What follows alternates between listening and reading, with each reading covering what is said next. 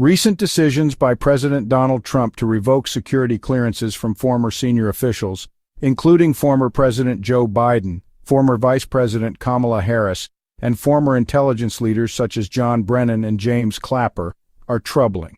While the motivations behind these decisions have been publicly characterized as measures to protect national security, the systemic consequences of such actions are not aligned with this stated purpose. Indeed, they are inherently destabilizing, structurally harmful, and weaken America's capacity to maintain national security. Security clearances are often misunderstood as merely administrative privileges. In reality, they embody essential structural elements for national security, such as institutional memory, critical oversight, and informed perspectives from multiple points of view. The individuals holding these clearances typically possess extensive experience and context, allowing them to piece together complex scenarios and identify threats that a narrower viewpoint might miss. To remove security clearances from individuals who have previously served at the highest levels of government does more than deny access to classified documents. It dismantles critical checks and balances, erodes institutional knowledge, and silences experienced voices that would otherwise contribute to a more robust decision-making process. A valuable way of seeing this clearly is through analogy. Consider the fictional scenario depicted in Season 5 of the television series 24, where former President David Palmer is assassinated precisely because his knowledge and perspective were a threat to corrupt leaders within the government.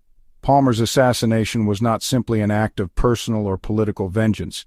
It was an intentional step toward dismantling institutional integrity, preventing the synthesis of knowledge, and ultimately obstructing the discovery of harmful truths. The consequences of President Trump's decision bear unsettling similarities. Revoking the clearances of individuals like former President Biden and former intelligence chiefs is effectively removing from the national conversation precisely those actors most able to recognize problematic developments, voice credible warnings, and challenge narratives based on incomplete or misleading information. The outcome is that the nation becomes less informed, less resilient, and dangerously vulnerable to internal errors and external manipulation.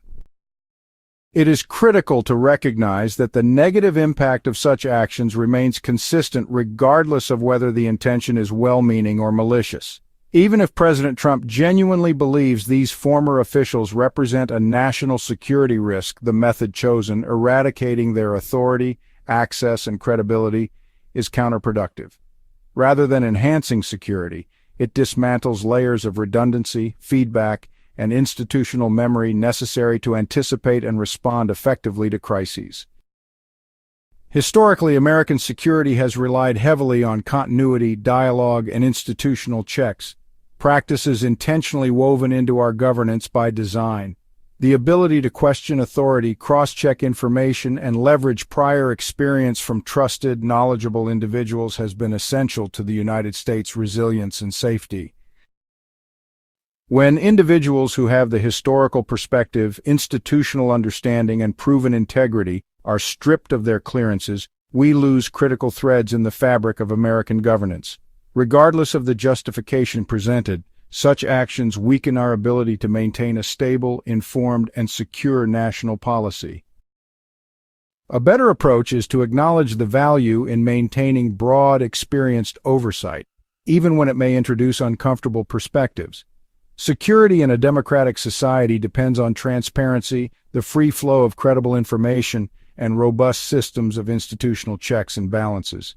Moves that structurally disable these systems, whatever their stated intent, inherently damage the nation's security posture. In sum, revoking security clearances from former officials, regardless of stated intentions, is strategically short-sighted, institutionally harmful, and ultimately dangerous to American national security. This is true not only in fiction, as illustrated vividly by 24, but even more significantly in reality.